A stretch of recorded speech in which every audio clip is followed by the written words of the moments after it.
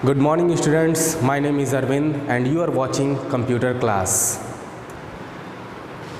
आज हम introduction to computer जो आपका पहला चैप्टर है क्लास 7th का वो हम पढ़ेंगे और उसके बारे में कुछ विशेष इन्फॉर्मेशन है जो हम अचीव करेंगे, जानेंगे।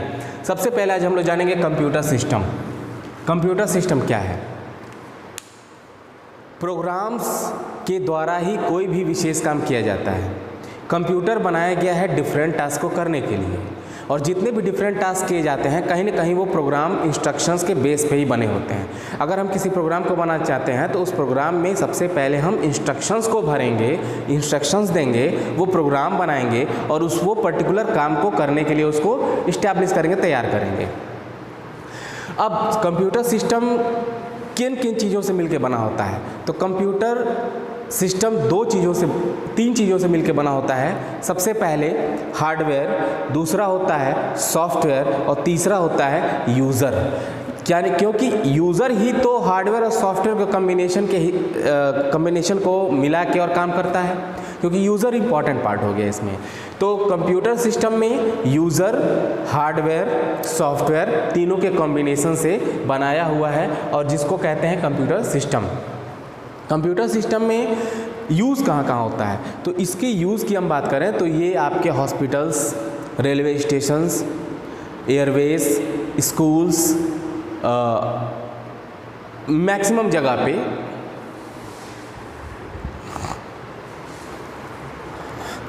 और भी बहुत सारे जगहों पे इसका यूज़ किया जाता है।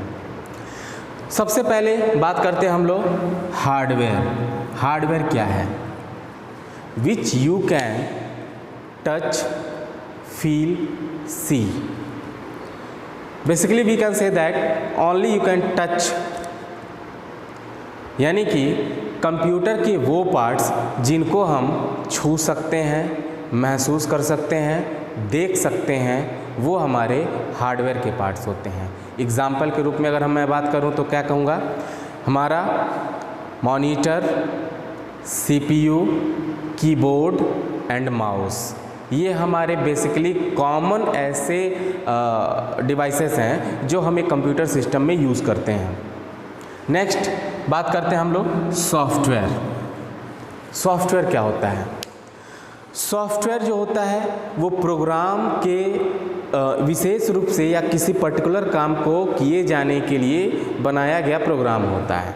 जैसे पेंट की हम बात करें तो पेंट में हम केवल डिज़ाइनिंग का या पेंटिंग का काम कर सकते हैं। उसमें अगर हम म्यूज़िक सुनना चाहें तो थोड़ा सा मुश्किल है।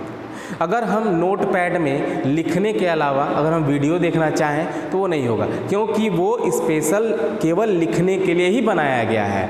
अब विंडो मीडिया प्लेयर की हम बात करते हैं, वीएलसी मीडिया प्लेयर की बात करते हैं, तो ये मीडिया प्लेयर हैं, यानी कि इनमें हम गाने भी सुन सकते हैं, वीडियोज़ भी देख सकते हैं। तो ये सेट ऑफ इंस्ट्रक्शंस के द्वारा बनाए गए प्रोग्राम्स हैं, स्पेशल काम को, टास्क को परफॉर्म कराने के लिए।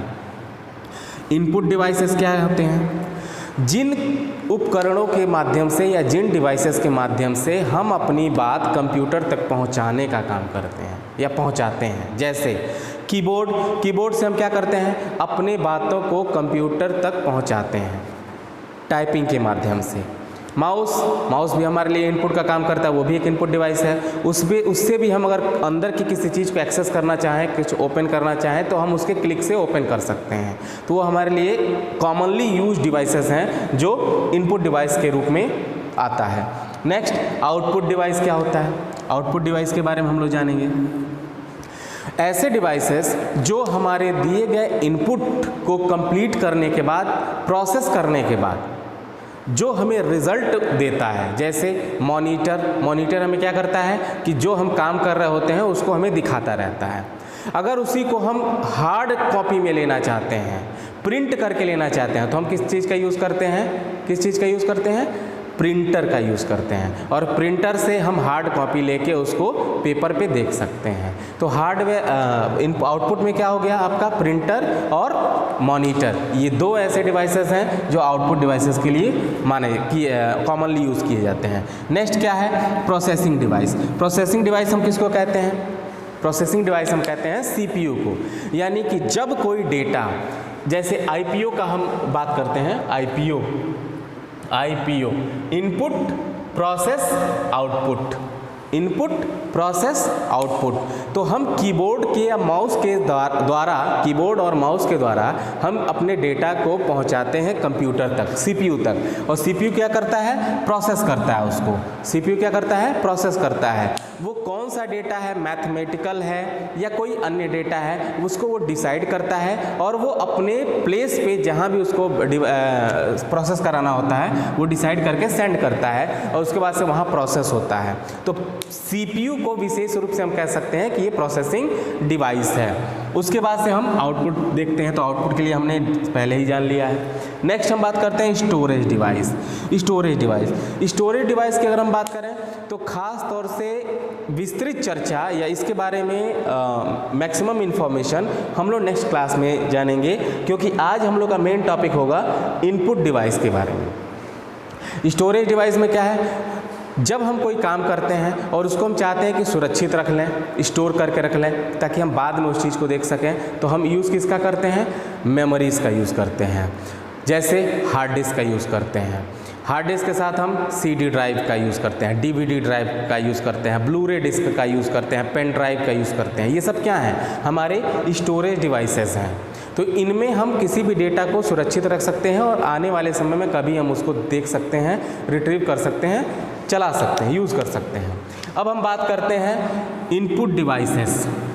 इनपुट डिवाइसेस आज हमारा टॉपिक रहेगा और कंप्यूटर सिस्टम से संबंधित ही है हमारा इनपुट डिवाइस। तो इनपुट डिवाइस हमको क्या पढ़ना है, इनपुट डिवाइस में कितने हमारे ऐसे उपकरण या डिवाइसेस हैं जिनको हम इनपुट डिवाइस की कैटेगरी में रखते हैं। तो सबसे पहले हम किसको रखते हैं, स्कैनर को रखते हैं। किसको रखते हैं, स्कैनर। अब स्कैनर जो हमारा होता है वो इमेजेस को, मैगजीन्स को, फोटोज़ को या किसी भी चीज़ को जो हम चाहते हैं कि उसको डिजिटल फॉर्म में अपने कंप्यूटर में सेव कर लें, तो वो हमारा स्कैनर काम करता है, उसको स्कैन करके और उस इमेज को हमारे कंप्यूटर तक लाने के लिए। जैसे स्कैनर भी दो प्रकार के होते हैं। पहला flat bed scanner. Flat bed scanner आजकल हम जब प्रिंटर खरीदते हैं तो उस प्रिंटर में इनबिल्ट आता है फ्लैट बेड। उसमें हम किसी पेपर को, किसी पोस्टर को, किसी फ़ोटो को रख के उसको स्कैन कर लेते हैं। तो ऐसा स्कैनर अगर आपको देखना हो तो आप प्रिंटर में इनबिल्ट जो स्कैनर्स आते हैं उनको आप देख सकते हैं। अलग से भी स्कैनर्स आते हैं फ्लैट बेड के, केवल स्कैनर ही होते हैं, लेकिन वो आजकल ज़्यादा यूज़ नहीं किए जाते हैं। हैंड हेल्ड स्कैनर, अगर आप मॉल्स में जाते हैं, सिटी मॉल में जाते हैं, बिग बाज़ार में जाते हैं या किसी भी मॉल में जाएंगे जहाँ पे वी मार्ट वगैरह में जाएंगे, जहाँ पे आप कपड़ा खरीदने के बाद या वस्तु सामान खरीदने के बाद जब आप उसका पेमेंट करने जाते हैं तो जो आपके सामान पे बारकोड लगे होते हैं उनको वो स्कैन करते हैं। तो हाथ से जो पकड़ के स्कैन किया जाता है उसको हम हैंड हेल्ड स्कैनर बोलते हैं। इसके बाद है MICR, magnetic ink character reader. ये क्या है, इस तरह का एक मशीन, जैसे प्रिंटर होता है उसी तरह से छोटा सा एक मशीन होता है जो ख़ास तौर से हमारे चेक जो होते हैं उस पर कुछ मैग्नेटाइज कैरेक्टर लिखे होते हैं, उनको पढ़ने के लिए यूज़ किया जाता है MICR। ठीक है, तो ये भी इनपुट डिवाइस का एक प्रकार है या टाइप है। फिर उसके बाद से क्या है, डिजिटल कैमरा। डिजिटल कैमरा का बेसिक काम क्या होता है कि वो फ़ोटो को कैप्चर करता है और वो डेटा केबल के माध्यम से हमारे कंप्यूटर तक पहुंचाने का काम करता है। उसमें बहुत ऐसे डिजिटल कैमराज हैं जिनमें मेमोरी कार्ड यूज़ किया जाता है। उन मेमोरी कार्ड्स को हम कार्ड रीडर के माध्यम से भी हम फ़ोटोज़ को कंप्यूटर तक पहुँचाते हैं और हम अपने काम को कर सकते हैं। फिर उसके बाद से ड्राइंग टैबलेट, ये एक प्रकार का इनपुट डिवाइस है।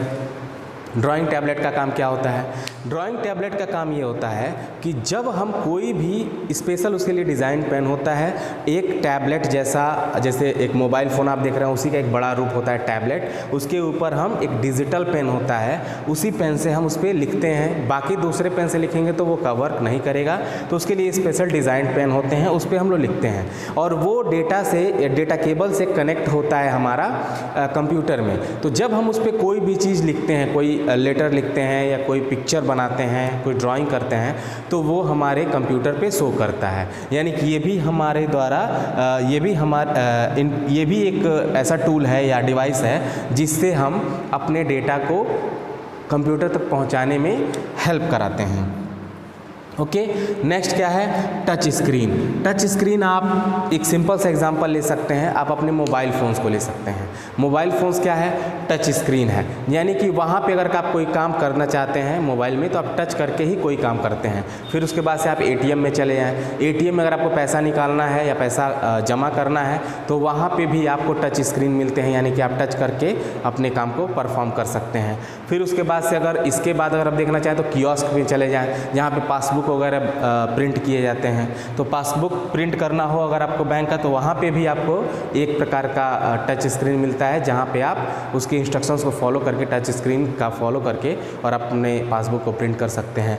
Next, web camera. Web camera क्या है, वेब कैमरा भी इनपुट का काम करता है, यानी कि आपकी इमेजेस को, वीडियोस को इनपुट यानी कंप्यूटर तक पहुंचाने के लिए उसका यूज़ किया जाता है। और ये खास तौर से यूज़ कब होता है, वीडियो कॉन्फ्रेंसिंग में, वीडियो कॉलिंग में।